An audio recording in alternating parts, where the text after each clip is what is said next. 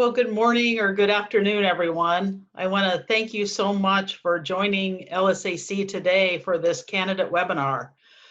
We are ever mindful of what a disorienting and difficult time it is out in our world as all of us try and cope together with this COVID crisis that has caused so many disruptions, losses, difficulties, and strife for so many around the world. And more than anything, we want to know that our hearts go out to everyone that's being especially severely affected by this crisis, and that we wish for everyone's health and safety as we all go through this together. One of the odd things about it is, meanwhile, while that crisis goes on, there is in some ways the normal pieces of life moving forward, including the law school admission process that I know so many of you are interested in.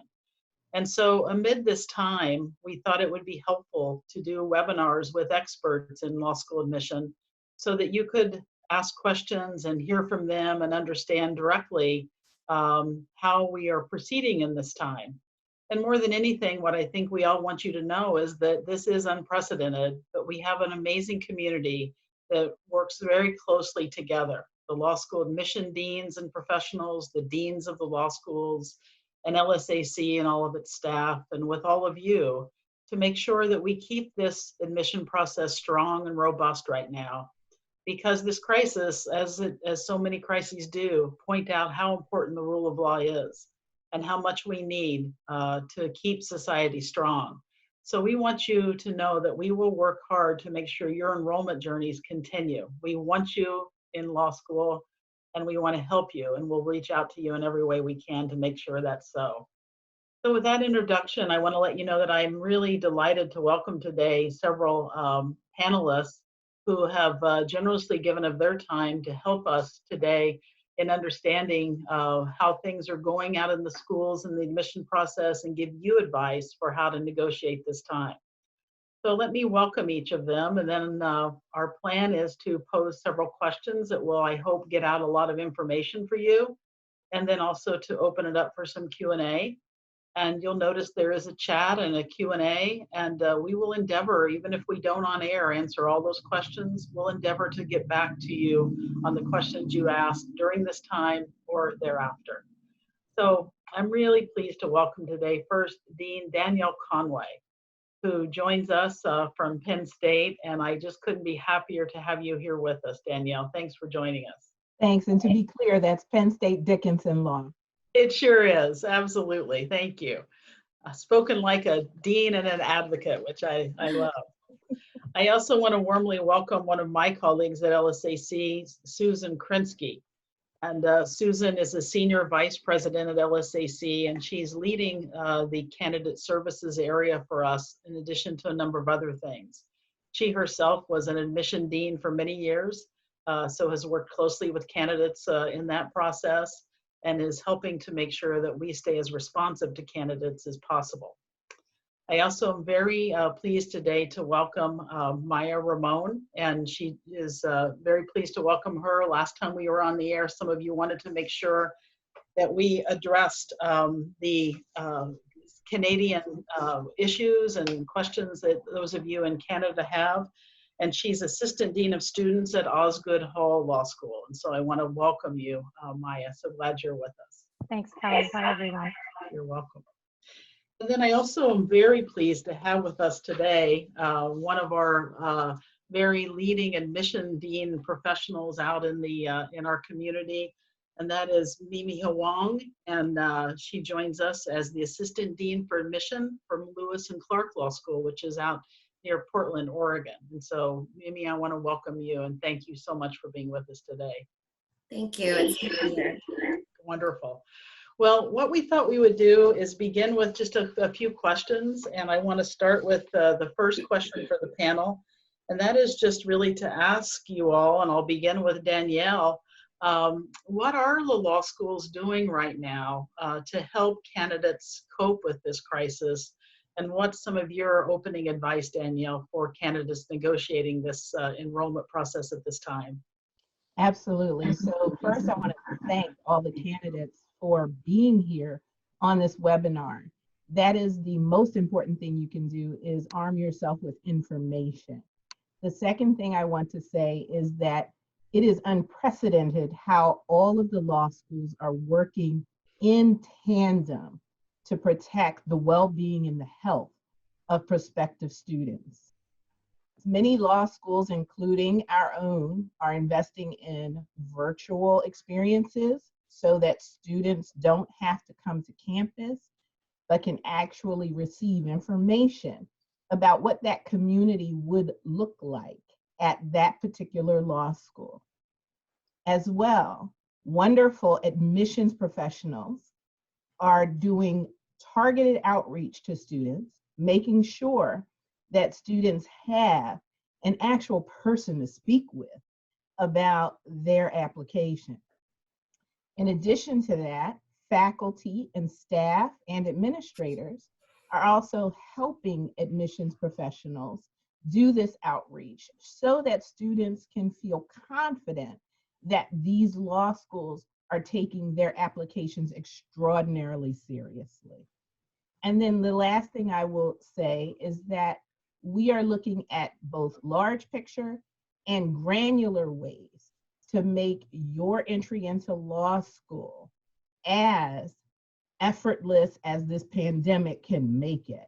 And so you have people who are ready and willing to embrace you and engage you so that you can figure out whether this is the right time and the right step for you to come to law school, knowing that we are battling this crisis.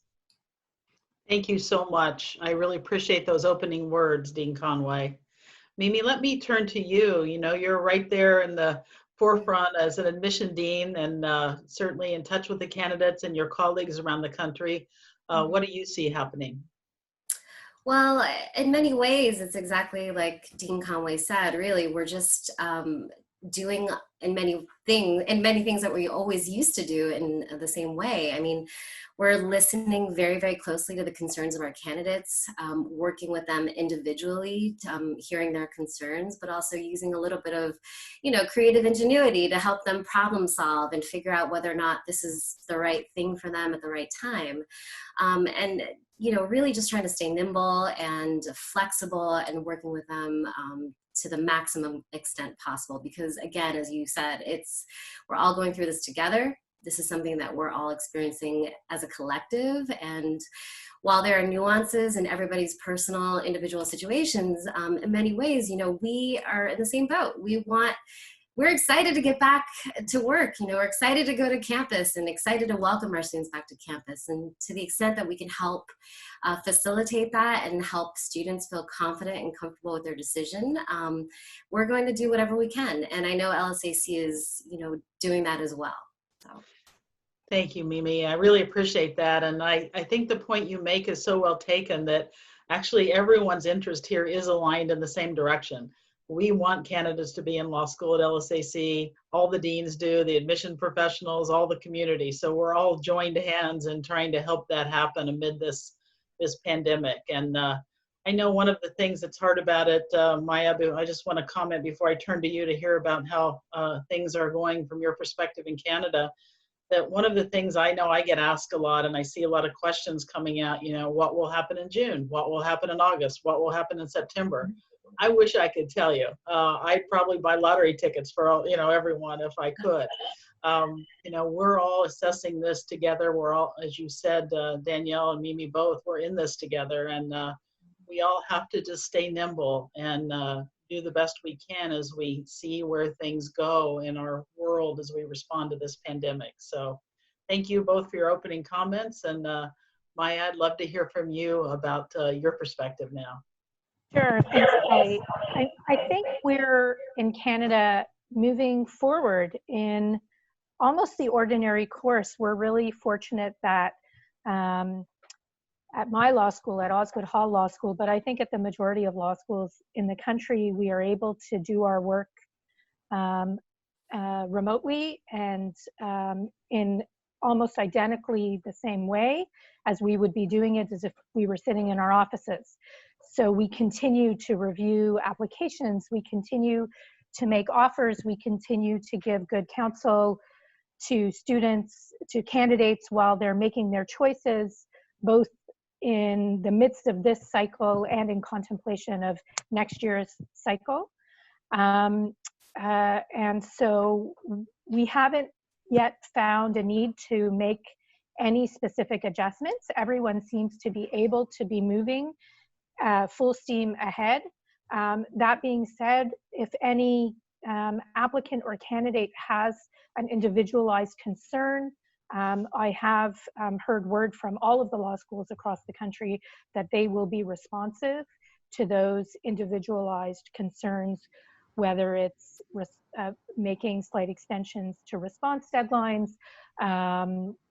asking more targeted questions about the remainder of this year's cycle, and decision-making processes that will happen over the next 4 months or so, and even looking ahead as we would launch into next year's cycle in late August.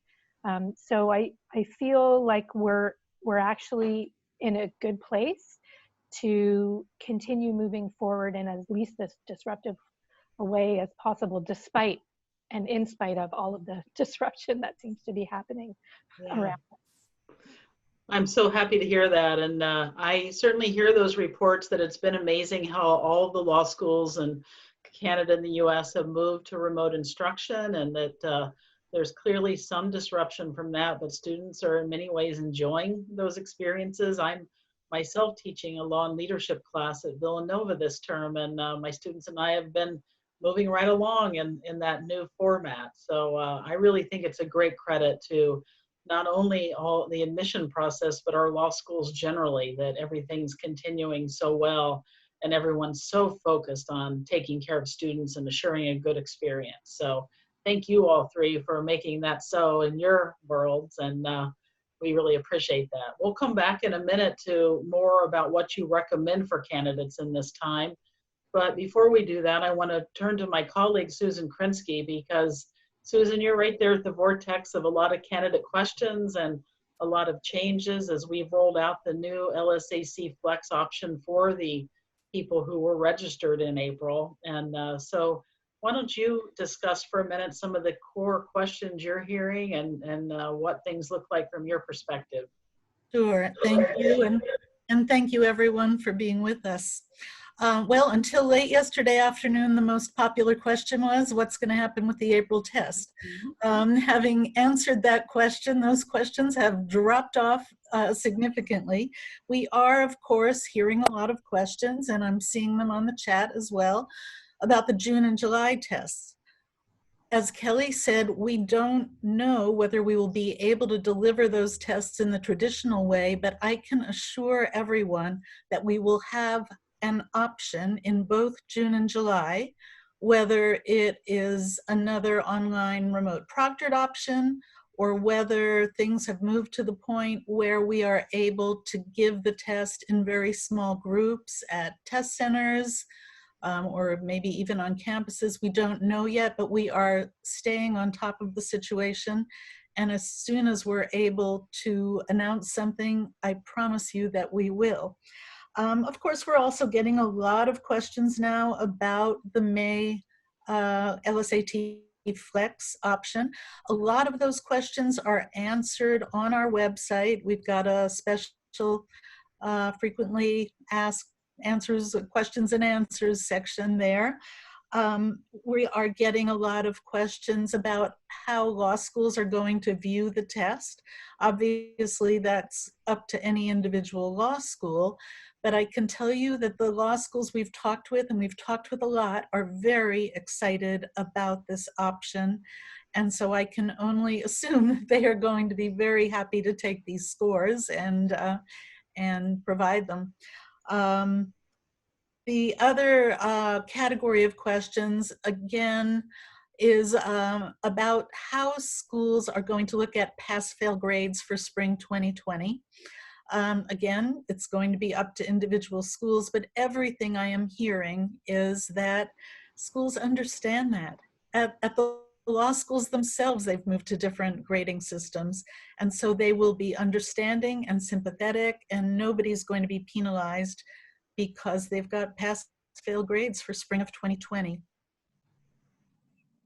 Very good, Susan. Thank you so much for that. And I can also share from my perspective as president of LSAC that we really know that you depend upon us for quality and security and fairness in admission testing.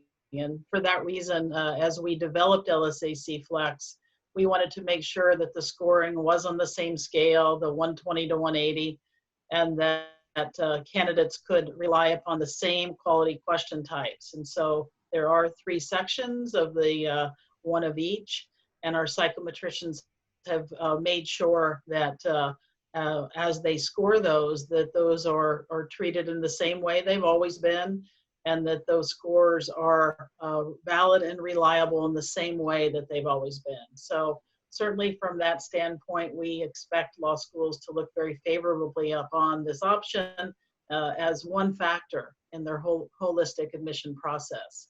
And I want to remind candidates of that I know we always focus upon things that are easier to measure, like our GPAs or our LSAT scores. But remember that you're a person, you're a whole person, and our schools care about that, and they look at that whole file. So please know that we are all here and understand the circumstances everyone's in, and that's why we're all working flexibly. So let me go back to our deans and admission deans for a moment. And Maya, I'll start with you this time, because some of the candidates are asking more specifically about, if I want to apply this fall, is there anything in particular I should do? And then what if I'm not applying this fall, but applying for next fall or even thereafter? We have some people already thinking out to that, that far. So I'd like to ask each of you to address either or both of those contexts of applying this fall or applying for fall 2021, and any specific advice that you might give candidates in either one of those groups. So Maya, let me begin with you. Sure. I think for students, for candidates who are applying, who are in cycle, waiting to receive offers for this fall, what I would invite under the circumstances you to think about is if something has, if for example, your application is waiting for your marks from this term. So say you're in the Canadian context, you would be a year 3 undergraduate student. And we need to have your final term marks in order for you to meet the eligibility requirements in Canada, because we require a minimum of 3 years. And let's say your undergraduate institution went to some form of optional pass-fail or mandatory pass-fail for this, your final term of your undergraduate work. You might want to be in touch with the law schools to whom you've applied to see if you can perhaps add an addendum to your application that reflects the context of that. I mean, we know, and your transcript will likely come with a notation that flags to us what the grading scheme was for your home institution, but if it would give you comfort to add an additional piece of information to your file, you could reach out to the law schools to which you've applied to see if they'd be willing to take that piece of additional documentation, just to give yourself ease of mind, and so that we could have the full picture. In terms of going forward and for candidates who are applying next year, and I also saw a few questions relating to Canada in the chat. So let me just say a few things. First of all, Canadian law schools are not ABA approved. We are often recognized as ABA equivalent in certain jurisdictions like New York, but we are not ABA accredited, so just to be clear. But we do welcome applications from American candidates, and our tuition is slightly different. First of all, it's in Canadian dollars, and generally speaking, it is at a lower level than our US colleagues. If you're thinking about applying next cycle, I think and this year's grades will play a large role in that. I think it is okay, and I would encourage you to speak to it in your application materials. most Canadian law schools have a personal statement as part of their application package, and it would certainly be welcome to hear from you about how the pandemic may have impacted your academic performance this year and perhaps early next fall, but also perhaps there's other ways that it's impacted your life that you may think reveals something about yourself. And so I think, you know, it would be, if it moves you to tell us about that, I think we would welcome to hear those types of reflections in your personal statements. I'm sure that Danielle and Mimi will have other things to add, so I'll leave it there for now and pass it over. That's awesome. Thank you so much. Mimi, let me turn to you and from your perspective, address those questions for either candidates coming for this fall or for next fall. Yeah, I mean, in many ways, especially with respect to candidates who have already applied or even thinking about applying, even this late, you know, in the cycle for fall 2020, you know, certainly putting things in context is going to be key, but also keep in mind, again, that we know what's going on. And, you know, no one's going to forget what's happening right now. And so everything that we read, everything that you submit, we will read closely and carefully within the context of things that are going on. So, and, you know, to the extent you want to annotate and explain how what's going on now has impacted you specifically, to bring some light, to shed some extra light on, you know, what you're presenting, it's always helpful. You know, more information is always helpful. And that can come in the form of an addendum. It can come in the form of an optional essay, can come in the form of communications directly with your admissions office or the school, you know, the school that you're applying to. But that really is the key here. And to keep in mind that everything is going to be read against the backdrop of everything else that's going on. In terms of applying for the future, really, I mean, I think exploring some of the options that are available now with the test are not out of the question. You know, I mean, this is a great chance to test out, you know, LSAT Flex if you were registered for the March or April test, whether you were, you know, scheduled or planned on applying for fall 2020 or the future. You know, I see this as a positive thing. You know, it's an option that other candidates might not have had, you know, a few weeks ago. And so it's something that you definitely want to seriously consider within the context of your own life, of course. And if you're currently a student in the undergraduate setting, you know, of course, we would always say, you know, keep up your grades, focus on school, carry on, you know, as much as you possibly can with everything else that's going on. But you might want to consider, you know, gathering some perspectives, maybe approaching some faculty members or, you know, letters of recommendation from professors who can speak to how, you know, what's going on has impacted you personally or may have impacted how you've performed in the classroom. That's something very specific, but also something you might want to keep in mind as you enter maybe your last year in law school or, you know, even down the road if you plan to apply in the near future. But again, using strategically things like addenda, you know, mentioning, speaking, expressing in your own words how what's going on now has impacted you is going to become very important, you know. And as Kellye mentioned before, we don't admit, you know, LSAT scores and GPAs. We admit people. You know, we're looking for entire whole candidates that are bringing, you know, their personal experience, their professional experience, their perspective, what's going on in their lives. And, you know, all of those things contribute to the diversity that you'll bring to the classroom at the law school where you'll end up. And so remember all those things. Remember that this thing that we're all going through right now is going to pass. You know, we will get through it. And eventually we're going to be in the future, at which point, you know, you're still hopefully going to be going to law school if you, you know, just follow through and stick with it at this point. So I'm sure, Danielle, you have more to add. Danielle, I'd love to hear from you. And I also think, Danielle, you've been such an advocate for the importance of the rule of law. I also invite you to share anything generally about why this time is a really important one to find a way to negotiate these enrollment journeys at this time. Yes, and just for the candidates tuning in, we should probably repeat the organizations we are coming from. So I'm the Dean at Penn State Dickinson Law, and I would like to add with my colleagues to what my colleagues have stated. Number one, this is a time of complete disruption. And disruption is not always negative. Disruption is allowing the LSAC to figure out new ways of conducting the testing. And so in that vein, I support all of the options that are on the table. And I support the continued study of how to make the test more fair, how to make it more relevant to what our students are actually going through. So I applaud you because I know you're doing that.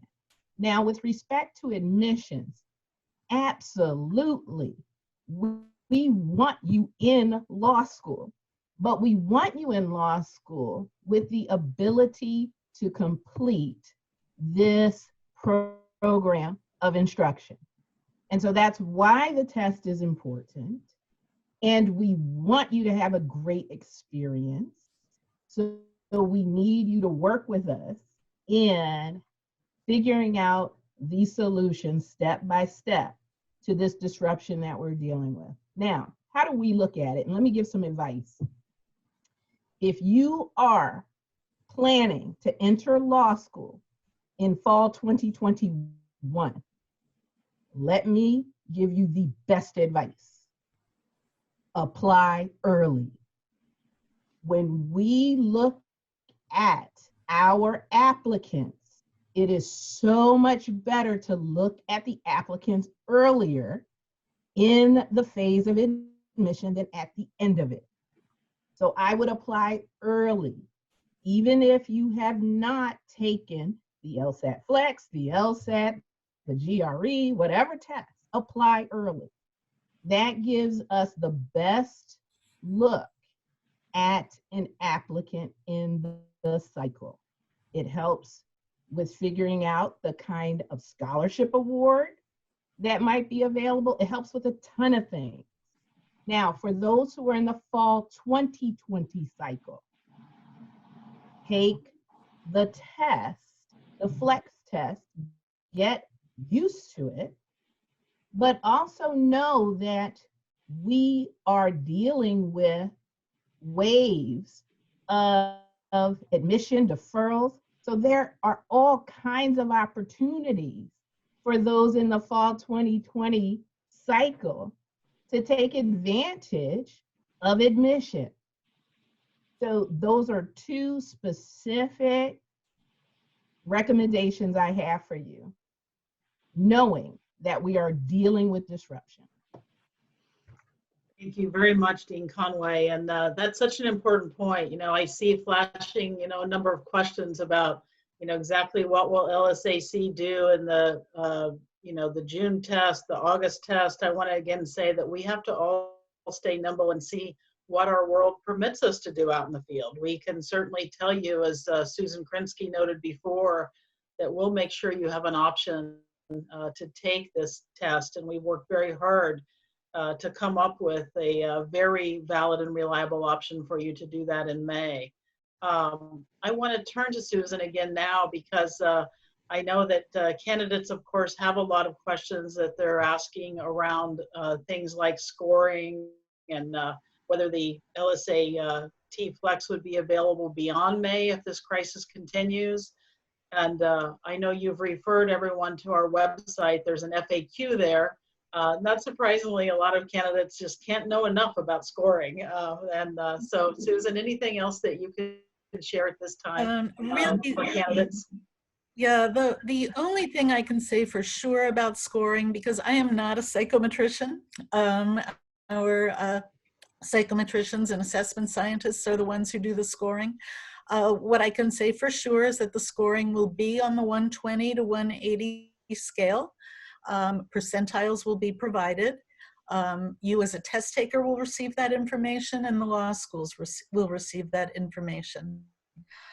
The other thing I want to assure everyone of, if you're not applying to law school in 20 or 21, if you're maybe applying in a future year, we will have a letter in every CAS report for anyone who was enrolled during spring of 2020 in undergrad graduate school, reminding law schools, I don't think any of them are going to forget, but reminding law schools what was happening during spring of 2020. So you can be assured that schools will take that into account and will be flexible. And really, that's what I'm hearing from schools, that they are going to be flexible, that they understand what everybody's going through, including themselves. You know, they're being creative. This is a very creative group of people, and they are finding ways to connect with you and to answer your questions. Don't hesitate to get in touch with the schools that you're interested in, because they want to be able to answer your questions. Very good. Thank you so much. And I also want to note too that one of the things that we really encourage candidates to work with us on in this time is that we wanted to let you know as soon as we could about this option that we've arranged for May.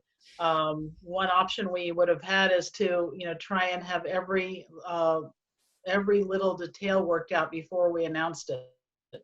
But we can work with you individually on your circumstance. So I want to make sure you do know that we remain eager to work with every candidate, just as every admission office in law school does.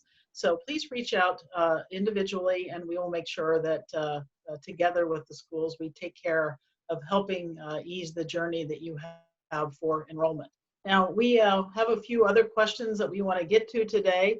And I do want to remind our viewers that there are people answering the questions as fast as they can on the chat and in the Q&A, and that we will try and answer as many as we can now. And then any that we don't get to, we will use that to help post additional FAQs so that we can continue the dialogue and answer the questions that you have. I want to now, if I could, turn to back to our admission deans and just ask whether our conversation has prompted any additional follow-up that you'd like to make right now. Let me, Mimi, invite you if there are any additional comments that you have for candidates, and then I'll turn to Maya for that as we move forward. You know, to piggyback a little bit on what, you know, Danielle, Dean Conway had mentioned before, you know, this is a time, a really challenging time, you know, but it's really created a lot of opportunity in some ways. And, you know, to connect with law schools in a totally different way. You know, in the normal course of things, we would communicate, we would have had our admitted students days, you know, we would have gone through those events in the spring, but in some ways I have to personally say, I feel closer, you know, to many of our applicants, because they're now contacting us so individually and expressing things to us and telling us details about their personal lives that, you know, in an effort to kind of explore options, to talk things through in a way that might not necessarily have been facilitated had we not been going through such a, you know, really disruptive, challenging time. So in that spirit, keeping in touch is now more important than ever. You know, yes, taking the test, making sure all your ducks in a row and getting your application materials, you know, all set is absolutely, of course, important, but really letting us know where you are at, you know, connecting with us as human beings, because we're going through a lot of things in our personal lives too. And now is the time to experience how understanding, how warm so many admissions colleagues are, you know, in the community, and to know that we're here sort of to help, you know, to be helpful, whether that means that you end up coming, you know, this fall, next fall, or, you know, just talking things through to reassure you that, look, we're thinking about options too. You know, maybe we'll start in person. Maybe we'll be able to deliver some classroom instruction remotely.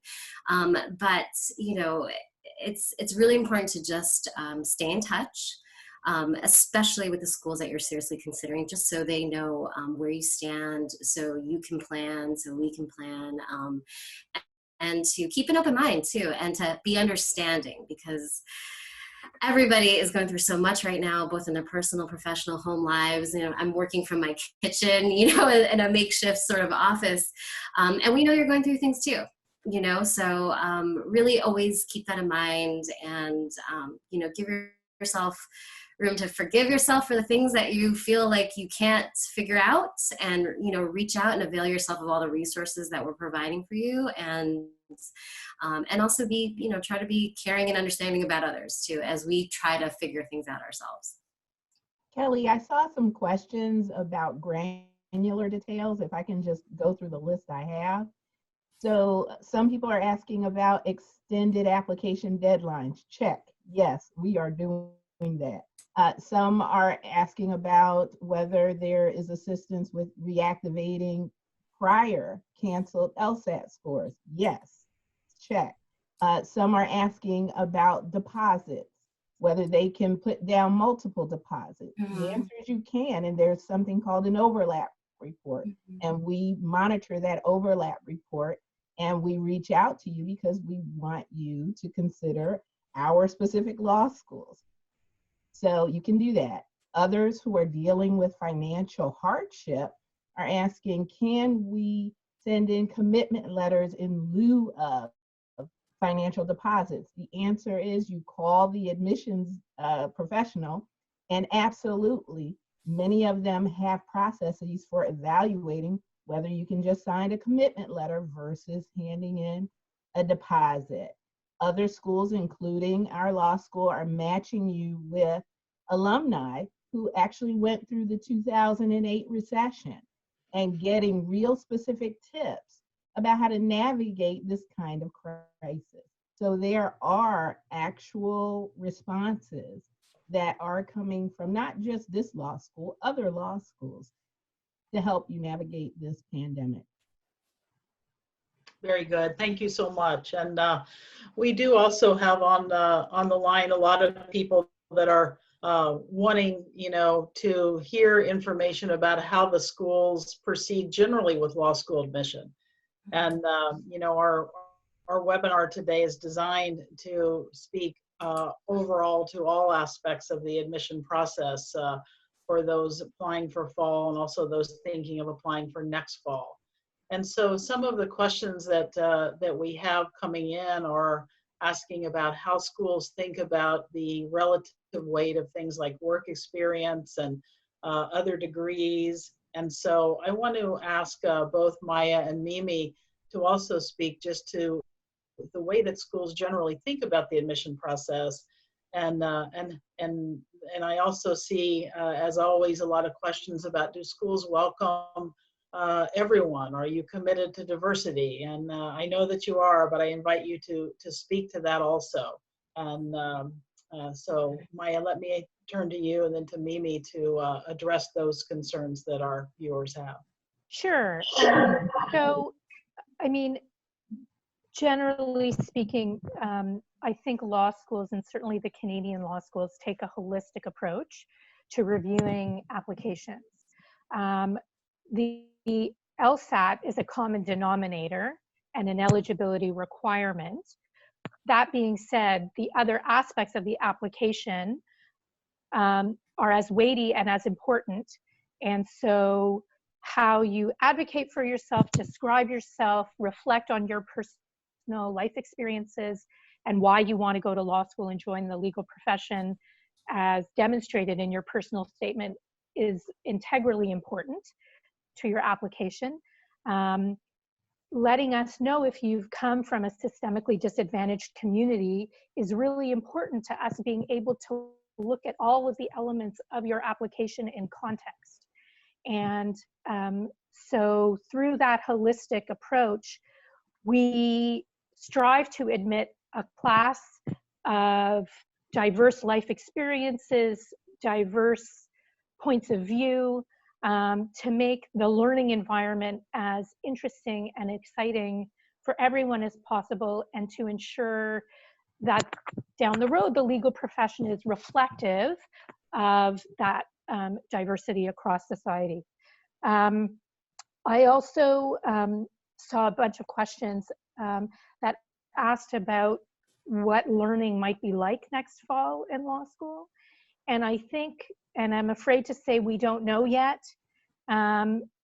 we're in a bit of a wait and see pattern. We finished off our term through online learning, and we are conducting remote exams at my law school. But we are finishing the term, and everyone who needs to graduate will graduate. And while it's our very hopeful wish that we will be back in the classroom in the fall, we have to wait and take direction and advice from our public health officials, our universities. And so we will continue, of course, as any developments come to pass that along to our matriculants, to anyone who will be joining us in the fall, so that you know what to expect.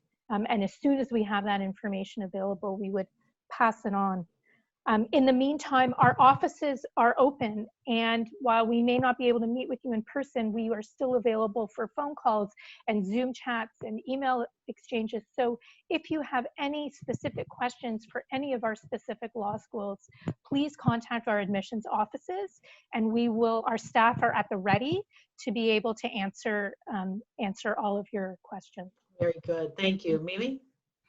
I don't have very much to add. I mean, but I do want to address, I've seen some questions about, LSAT Flex and how we'll, perceive that piece. And again, just to hit home that it's going to be its own thing. Like everyone's going to understand that this happened. It was a test and option that you took advantage of in a very challenging time, and I feel confident that LSAC would not have, made this an option had they not felt that it was a, equivalent to, in this respect to validity and reliability in terms of an LSAT score that we could rely on.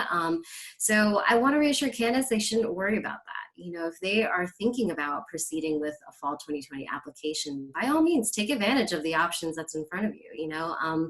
It's an option wasn't there again. And there's also, I believe, the Review and Restore program still in play as well.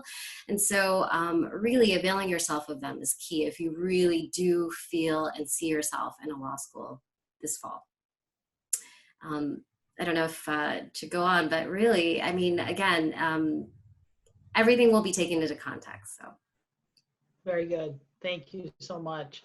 Susan, I want to turn back to you for any additions that you want to add from the candidate perspective, from responding to some of the inquiries that we may be getting. I also, in doing that, want to let our viewers know that we are addressing this webinar today at a broad range of questions that we had received prior to doing the webinar, and also we will take a lot of the questions that you have coming in. And if there are things that you feel and we feel that we haven't had adequate time today to address, I know that so many of you want to know every detail you can, for instance, about scoring, about the question types. I've let you know today that they are the same question types. One section of each of the 3 types will be on this test, and it is on the same score scale, very much like the typical test.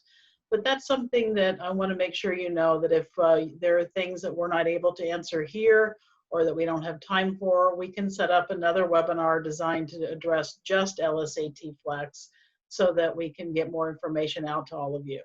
Susan, let me go ahead and invite any comment that you have. Sure. As Kellye mentioned, we've got people answering a lot of the questions that you're submitting. And the other thing I encourage you to do is, if you have specific questions about your situation, write to lsacinfo@lsac.org, and we will get you an individual response. Very good. And I can also let viewers know that I just confirmed with our staff that we will do a second webinar next week, same day and time, so that candidates will know that as we continue to give out more information about the precise option of LSAT Flex, then they can get their questions answered about that. I again want to state to the candidates here that we don't aim to hide anything from you at all.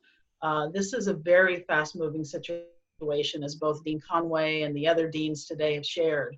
And all of us together are doing our very best to make sure you're supported and have options that are very good options for you during this time. And so please have that grace and patience, and know that we will answer the questions you have and make sure you have the information you need in order to proceed. So with that, I want to invite the panelists to address one of the issues that many people had asked about before we were online today, and also I see some questions coming through about, and that is really to talk a little bit more about what you think people might expect for fall if this terrible pandemic does continue. You know, one of the things that's so hard is it is an evolving situation. I can tell you that LSAC is watching everywhere because we give the test around the world, and we hope that we'd be able to go back out into the field everywhere. Well, it's possible we'll be able to do that in some places, not others. But obviously, none of us knows that right now. It is very fluid, and we're keeping track of it as best we can, and we'll let people know as soon as we can what to expect.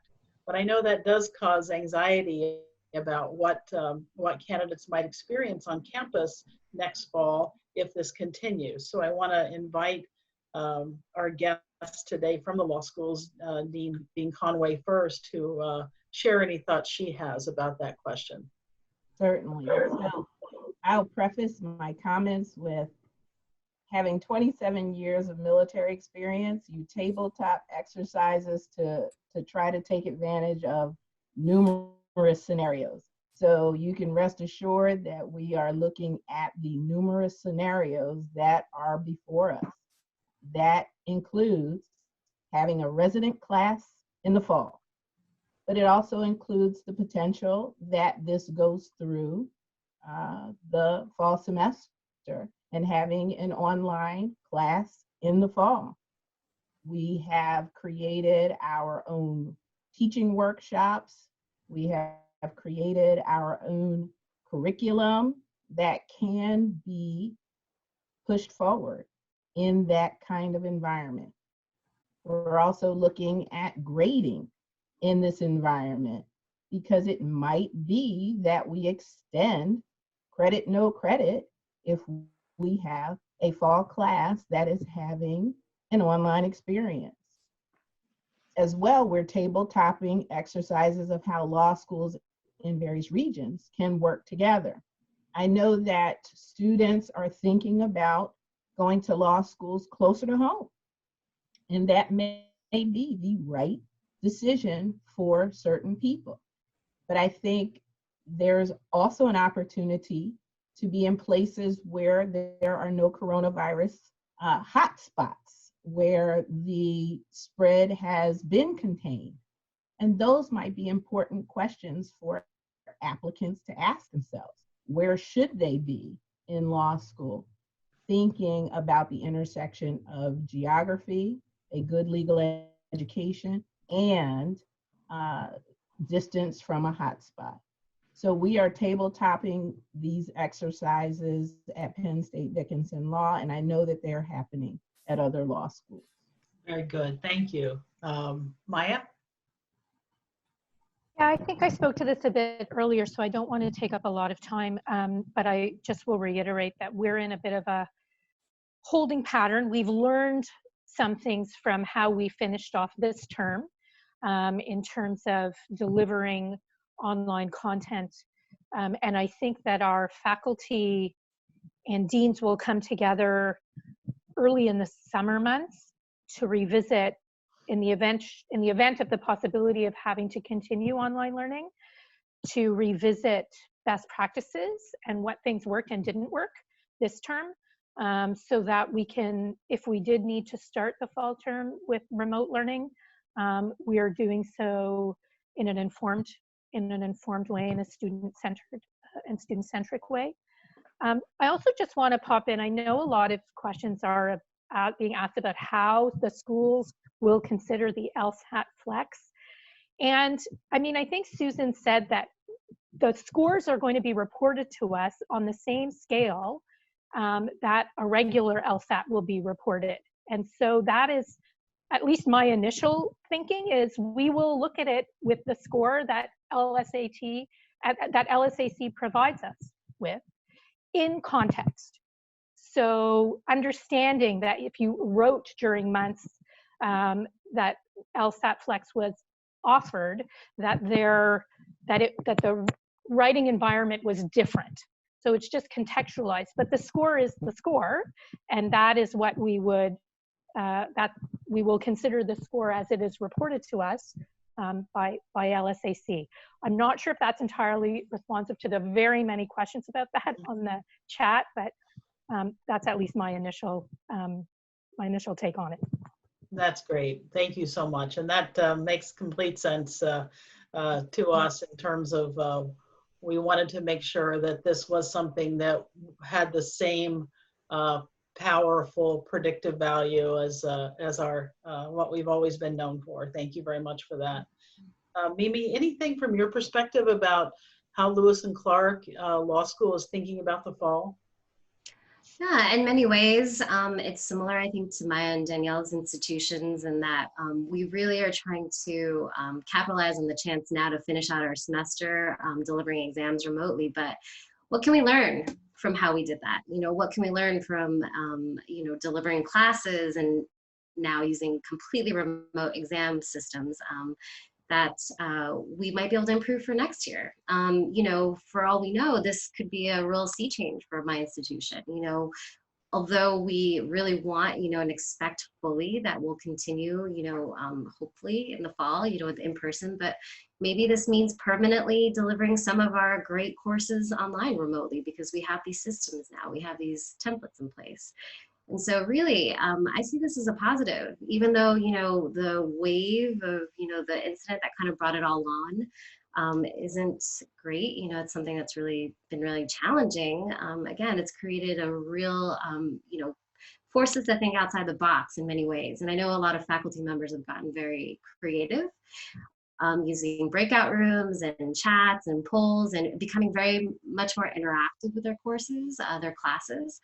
And I really see that, at least at Lewis and Clark, you know, being a permanent thing in many ways. The increased rollout of classes, you know, for the summer and the fall, these are all possibilities now that we can look at. So it's exciting in a way. Yeah, great. Thank you so much. And Susan, I want to also invite your comment on this. I know that in the role you have at LSAC, you are in touch not only internally, but with all the many law school admission deans and professionals out there. And so anything you want to share that you're hearing more broadly from the field? Mainly, I am hearing that schools are very glad that we are going to be able to provide an LSAT administration in June.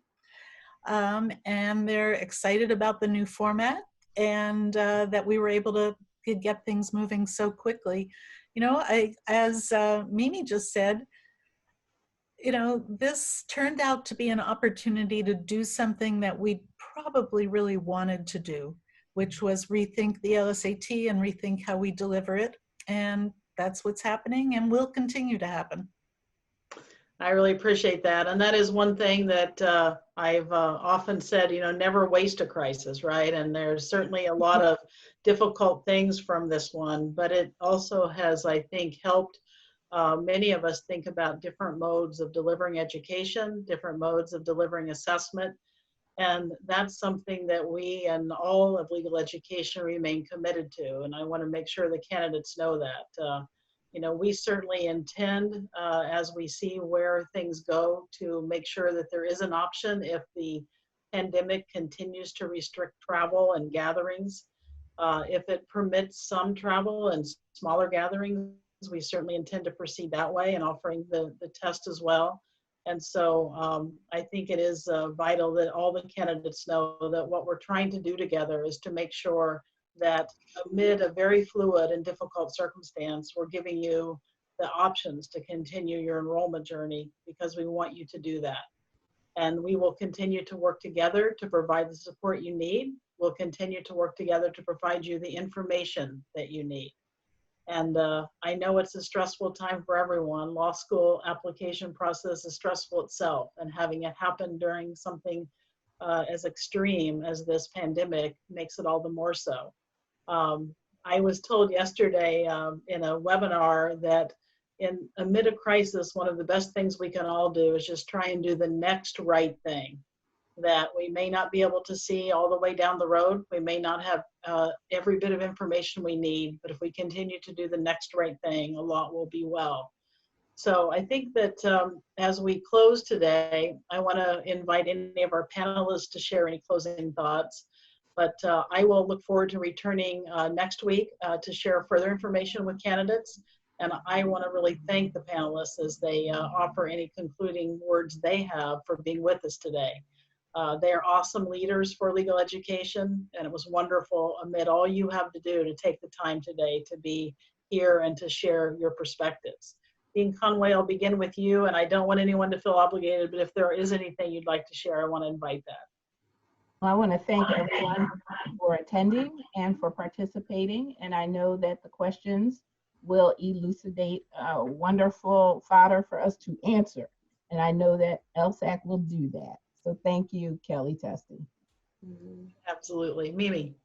Same. I mean, thank you for having us. I mean, to have this opportunity to talk a little bit with candidates about what's going on. I know there are a lot of questions, a lot of unknowns, and we're in the same boat, you know, and the big takeaway really is to keep in touch with us, communicate, let us know what's going on, and we're here. Our door's open, in many ways more open than it was before. So please communicate with us. Great. Maya? Thanks, Kellye. I'm just grateful to have had the opportunity to see people in person, to hopefully ease some nervousness, although I also appreciate there are lots and lots of unanswered questions. So please reach out to LSAC directly, reach out to the law schools to which you've applied. We are here to help you through the process. Take care of yourselves and take care of each other. Thanks. Thank you, Maya, for being with us. Susan? Yep. Mainly, I want to say to the candidates, stay engaged. It is great to see all of these questions and how interested and engaged you are. We're going to get through this together, and we are going to help you get through this. So stay with us. We sure are. And I want to again thank all of you. And one of the things that I think that we're going to be doing is taking all your questions and composing a Testy's top 10. And I'll get back to you with make sure that you have all your questions answered. In the meanwhile, I want to make sure we also close just by saying that humanity matters always, especially during this time. And so be in touch individually with your law schools. I know the deans there. I know the admission deans and professionals there. And they are a wonderful community of people, all who want to support candidates and students. Same goes for us, all of us at LSAC, working tirelessly to support you, and we'll continue to do that. So thank you, everyone. Let's be good to each other out there, and above all, take good care and be safe. We'll see you next week. Thank you again.